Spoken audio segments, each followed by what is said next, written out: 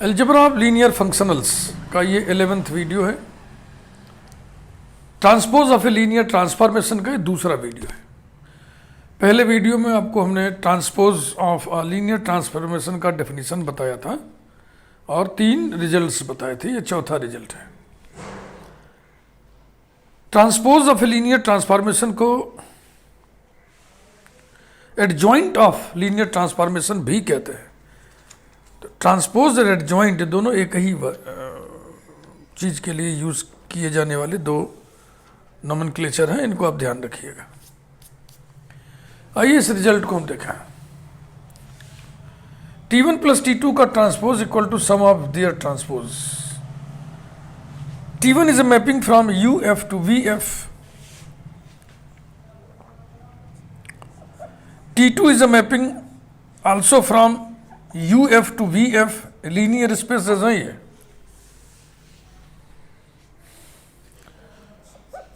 T1 plus T2 आप जानते हैं कि ये भी उसी डोमेन उससे उसी को डोमेन पर मैपिंग होती है। इसका हम मोड ऑफ डेफिनेशन लिख दे रहे हैं such that T1 plus T2 of F equal to T1 plus T2 of alpha equal to T1 of alpha plus T2 of alpha for all alpha belonging to domain U। और ये linear होता है, ये सब linear transformations हैं। अब हम transpose के बारे में लिख रहे हैं।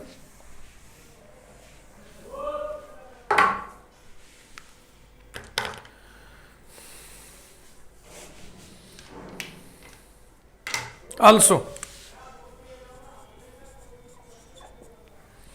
T1 डैश ये मैपिंग होगा V dash to U dash.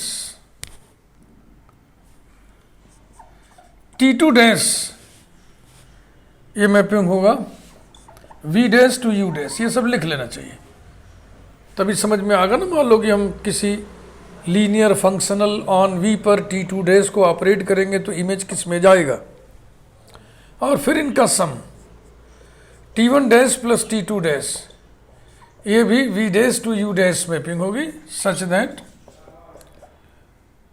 T1 dash plus T2 dash of V dash का एलिमेंट कौन होगा, a linear functional on V equal to T1 dash of F plus T2 dash of F for all F belonging to V dash. ये सब हम लिख दिए।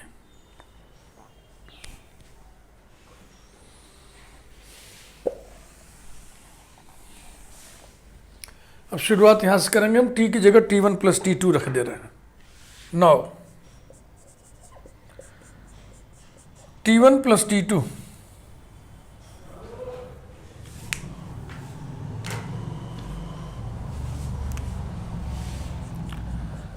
T1 plus T2 whole dash of F, this whole operated on alpha। और definition देखिए, जहाँ T लिखा था वो हमने T1 plus T2 लिख दिया। और ये बराबर क्या होगा, F of T1 plus T2 operated on alpha by definition। This is equal to F of T1 alpha plus T2 alpha। ठीक, और ये बराबर हो जाएगा F of T1 alpha plus F of T2 alpha.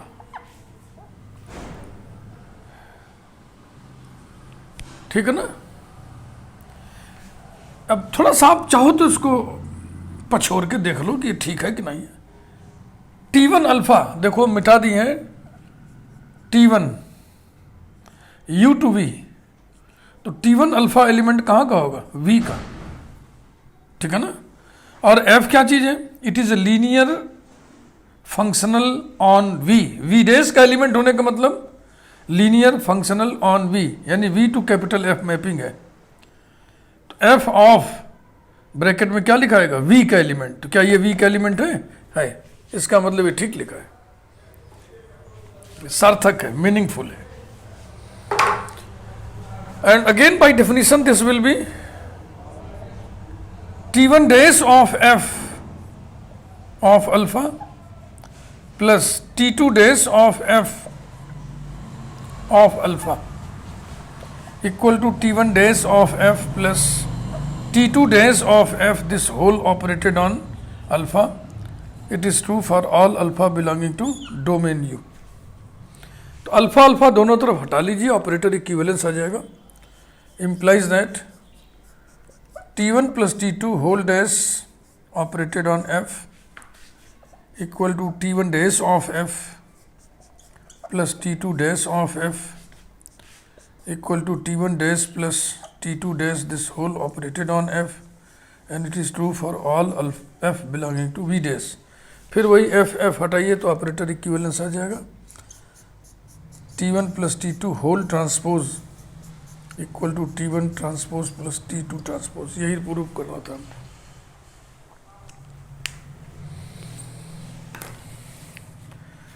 Result number 5.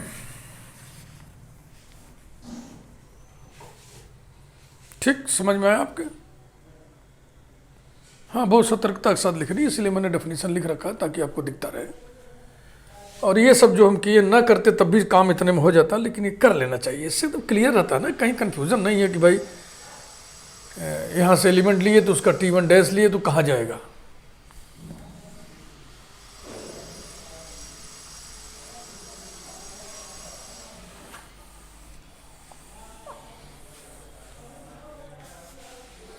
Result number 5.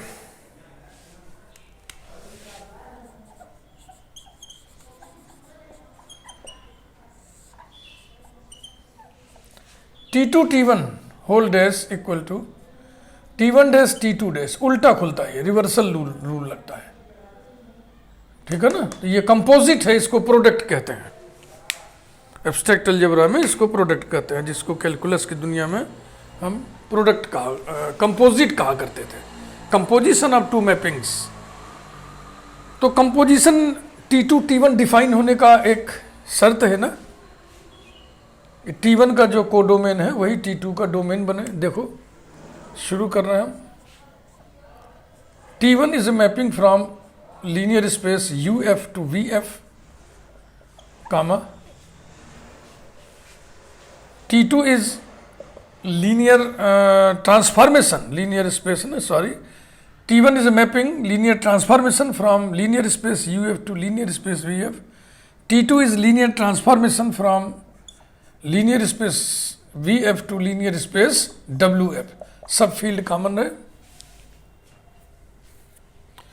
तो अब आपको क्या मिलेगा, ये सब आप जानते होंगे, जानना भी चाहिए. कंपोजिट निकालना,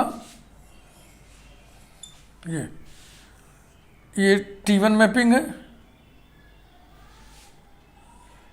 ये T2 मैपिंग है, और ये T2 और T1 जिसे T2 T1 लिखते हैं और प्रोडक्ट T2 T1 पढ़ते हैं. ठीक है भाई. यहाँ अल्फा लिया तो यहाँ मान लिया आ गया T1 अल्फा. अब इस T1 अल्फा का T2 इमेज हो जाएगा T2 ऑफ T1 अल्फा. यही बराबर होगा T2 T1 of alpha. This is equal to T2 T1 of alpha. ठीक. तो अब मैं लिख रहा हूं T2 T1 is a mapping from linear space UF to WF such that T2 T1 of alpha equal to T2 of T1 of alpha for all alpha belonging to U. तो पहले तो हमने T1 लिखा, T2 लिखा, फिर उसका composite लिखा. अब हम T1 dash T2 dash T2 T1 dash ये सब लिखेंगे. हालांकि बिना इनको लिखे भी हम प्रूफ लिख जाएंगे, लेकिन ये लिखा रहेगा तो समझने में बड़ी आसानी रहेगी.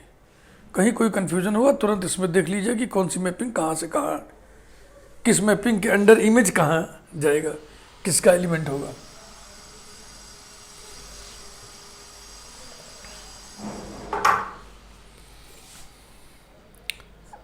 T1 dash T1 U to V था ना, चाहो तो हम यहाँ पे लिख ले रहे हैं। T1 था U2V, तो T1 डैश हो जाएगा V dash to U dash. T2 dash, T2 mapping था V टू कैपिटल W, तो ये हो जाएगा capital W dash to V dash. अब आप खुद बताइए कि T1 dash T2 dash define होगा कि T2 dash T1 dash define होगा?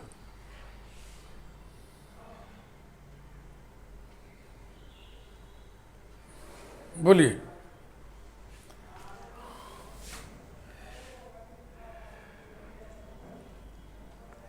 U to V, V to W है, तो फिर T2 T1 होगा। तो अब यहां देखिए क्या है, आप फिगर बनाना चाहते बना दें। W डैश V डैश, यही बफर जोन है, और ये U dash.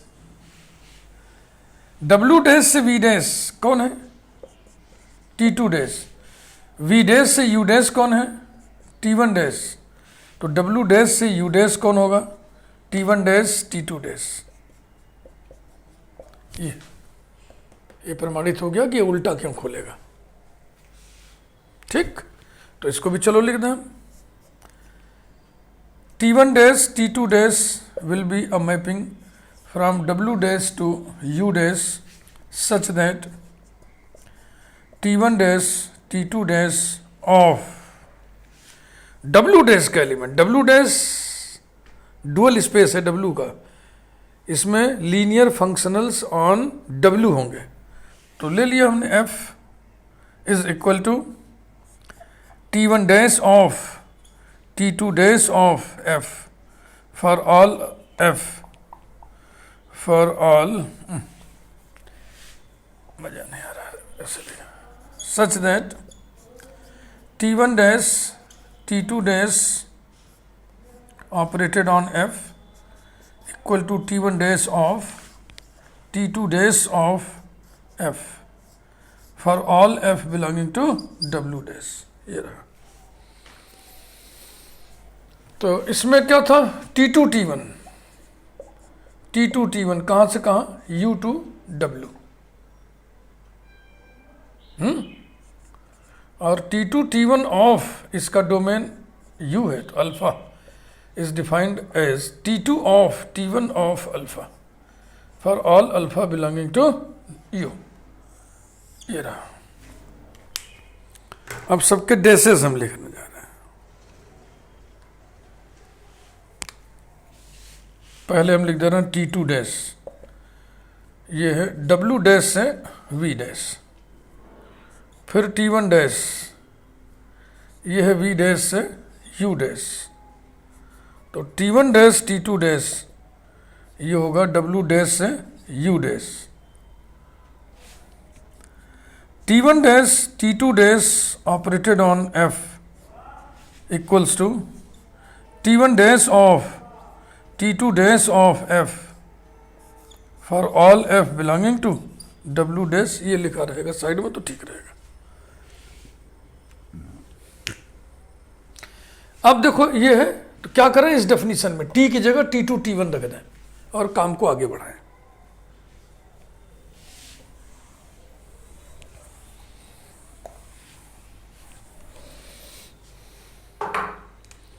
Now T2 T1 whole transpose operated on F operated on alpha equal to, by definition ये हो जाएगा F of T2 T1 of alpha equal to F of T2 of T1 of alpha। ये रहा है ना, F of T2 of. अब ये ठीक है कि नहीं, ये आप देख सकते हो। T1 अल्फा किसका एलिमेंट होगा? V का। तो T2 के लिए किसका एलिमेंट चाहिए? V का ना, ठीक है। तो फिर अब ऐसी चीज लिखी गई है, इसको ऐसे पलटो तो ये हो जाएगा T2 dash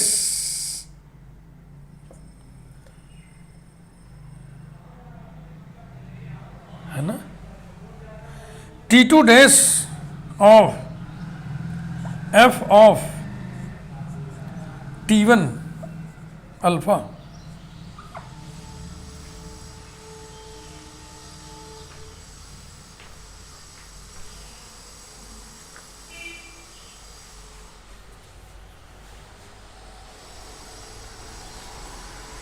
T2 dash T1 T2 T1 dash, ठीक है, एफ ऑफ, ये भी ठीक है। फिर हाँ, यही गलत लिख रहे थे हम, तभी यहाँ पे ये बराबर हो जाएगा, पलटना ठीक से नहीं हो पाया था। T2 डैश ऑफ एफ है ना, और this whole operated on T1 alpha.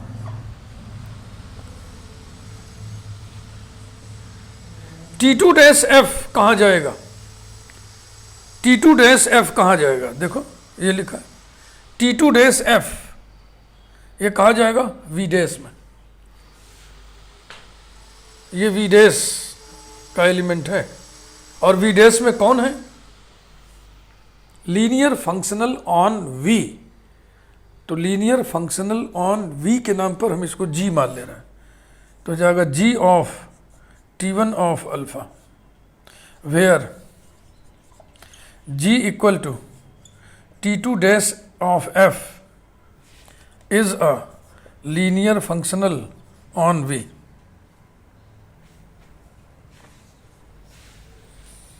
And this is equal to, अब समझो कि F की जगह यहाँ D लिखा हुआ है, बस G लिखा हुआ है, तो इससे पलटो उसको, कितना हो जाएगा, T1 dash of G, T1 dash of G and this whole operated on alpha. फिलहाल तो लिखिए for all alpha belonging to U। अब इधर से अल्फा हटाइए, ऑपरेटर इक्विवेलेंस मिलेगा आपको। अब ये सब हटा दे रहे, इसकी बड़ी जरूरत नहीं पड़ी, लेकिन जैसे देखो जहाँ हमको देखना पड़ा देख लिए, तो पहले से क्या पता कि हमको बस यही दो चाहिए, पूरा लिख दिए तो क्या बुरा है।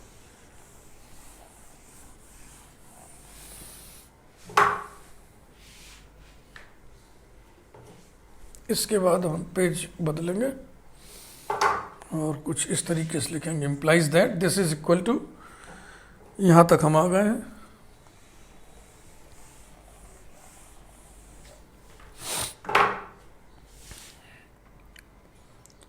इक्वल्स टू, ये हटाना था ना, अल्फा अल्फा हटा के ऑपरेटर इक्विवेलेंस लिखना था, तो इधर अल्फा हटा दिए, इधर अल्फा हटा दिए, तो जाएगा equal to T1 dash of G equal to T1 dash of G, किसको माने थे, G आप माने थे T2 डैश F को, T2 डैश ऑफ F को, तो this will be T1 dash T2 dash operated on F for all F belonging to V dash.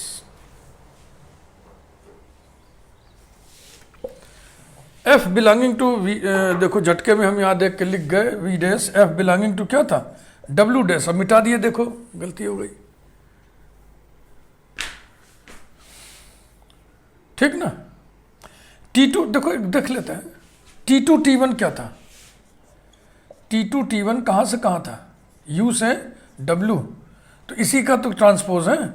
T2 T1 dash, ये कहाँ से कहाँ होगा, W to U, W dash to U dash होगा ये, तो ये जिस पर ऑपरेट करेगा वो डोमेन का एलिमेंट होगा ना, तो for all F belonging to W dash. अब F हटाइए, ऑपरेटर इक्विवेलेंस आ जाएगा, implies that T2 T1 whole transpose equal to T1 transpose into T2 transpose, यही प्रूव करना था ऐसा।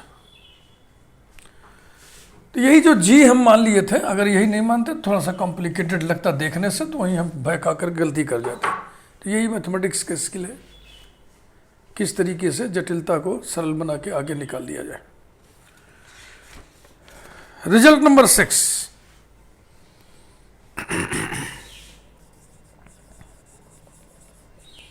रिजल्ट नंबर 6,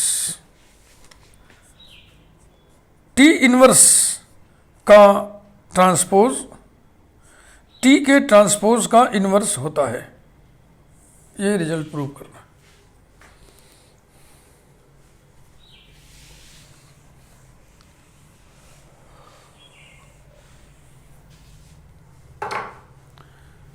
प्रूफ देखिए, हम जानते हैं कि T T inverse equal to identity transfer operator equal to T inverse T. सब पर हम एडजॉइंट ले लें, ट्रांसपोज ले लें, implies that T T inverse whole transpose equal to I transpose equal to T inverse T whole transpose. ये उल्टा खुलता है, अभी अभी हम लोग प्रूव किए ही थे। तो T inverse transpose into T transpose equal to I का ट्रांसपोज आई होता है। Result number 2 equal to reciprocal rule लगाइए, reversal rule, T dash T inverse whole dash.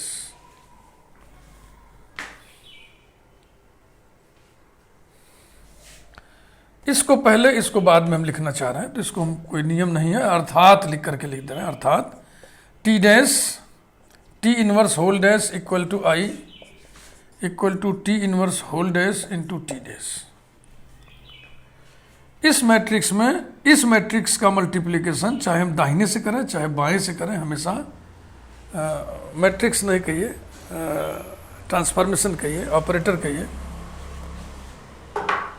इस ऑपरेटर में इस ऑपरेटर का मल्टीप्लिकेशन चाहे इधर से करें चाहे इधर से करें, हमेशा आइडेंटिटी ऑपरेटर ही आ रहा है। इसका मतलब this is inverse operator of this. This implies that this is inverse T inverse whole transpose is the inverse operator, is the inverse operator of T dash. अर्थात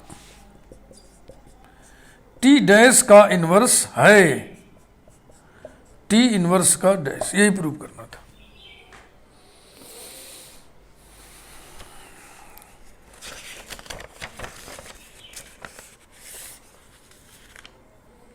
self adjoint linear transformations. Self adjoint यानी self transpose. Self transpose ये word नहीं देखने सुनने को मिलता है, self adjoint देखने को मिलता है। सेल्फ एडजॉइंट लीनियर ट्रांसफॉर्मेशंस, जाहिर सी बात है, definition will be very simple. A linear transformation T from UF to VF is said to be self-adjoint, is called self-adjoint if its adjoint coincides with this, यानी if transpose of T equal to T। अब इस पर based दो छोटे छोटे results हम लोग देखेंगे और इस वीडियो को यहीं समेटेंगे।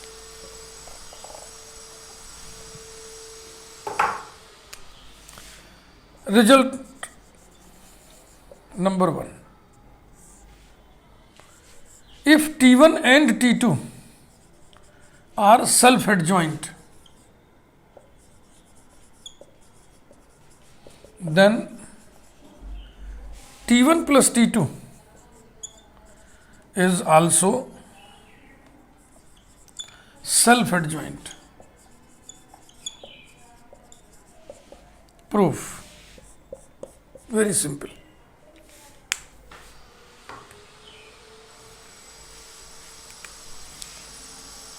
T1 प्लस T2 का ट्रांसपोज निकालिए और आप जानते हैं इतना बराबर होता है T1 dash plus T2 dash. Since T1 is self adjoint therefore T1 dash will be T1। Since T2 is self adjoint therefore T2 dash will be T2। तो T1 प्लस T2 का एडजॉइंट उसी के बराबर आ गया। Therefore T1 plus T2 is self adjoint. एक result और देखेंगे जो इसके मुकाबले थोड़ा सा हेवियर है, और अब सब मिटा दे रहे हैं।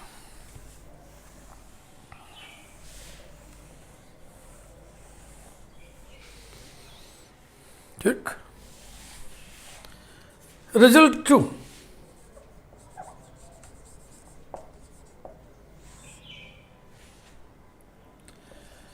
if T1 and T2 are self-adjoint,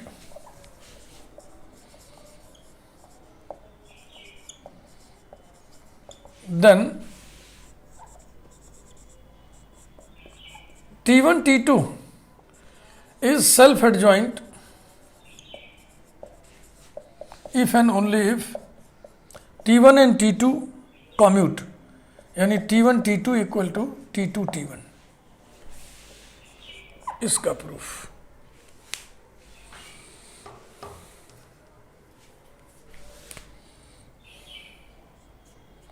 T1 and T2 are self-adjoint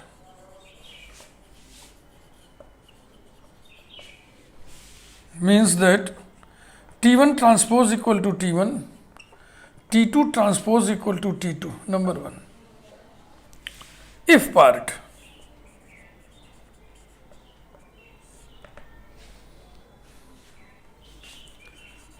let T1 T2 equal to T2 T1, then we have to prove that T1 T2 is self-adjoint. So then T1 T2 whole transpose equal to T2 transpose T1 transpose equal to T2 dash की जगह T2, T1 dash की जगह T1 लिख दिए, ठीक है ना। और फिर T2 T1 बराबर दिया हुआ है T1 T2, ये देखो T1 T2 का ट्रांसपोज उसी के बराबर हो गया। Therefore T1 T2 is self adjoint,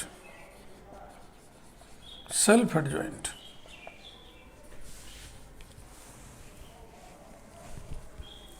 Only if part,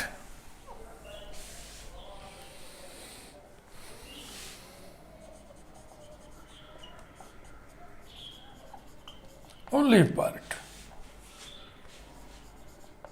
let T1 T2 be self-adjoint, then T1 T2 whole transpose equal to T1 T2, and this implies that, इसको खोलिए, रिवर्सल रूल से T2 dash T1 dash equal to T1 T2, T2 dash is T2, T1 dash is T1, so this implies that T2 T1 equal to T1 T2, यही prove करना था, ठीक।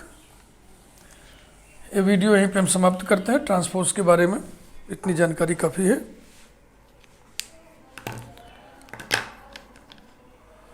Video को like करिए, channel यदि आपने अभी तक सब्सक्राइब ना किया हो तो ज़रूर सब्सक्राइब कर दीजिए। यदि इस चैनल से आपको मतलब रखना है तो, नहीं तो कोई बात ही नहीं। बेल आइकन प्रेस किया क्या? क्योंकि अब अगला वीडियो होगा बहुत इंपॉर्टेंट टॉपिक पे, एनिहिलेटर्स। वेक्टर्स का एक सेट होगा, यानी वेक्टर स्पेस का कोई सबसेट होगा, उसका एनिहिलेटिंग सेट, उसको एनिहिलेटर भी बोलते हैं। वही हम लोग पढ़ेंगे, बहुत ही इंटरेस्टिंग रहेगा और हम सबको लगता है 3 वीडियो तो चलेगा ही चलेगा। Thank you.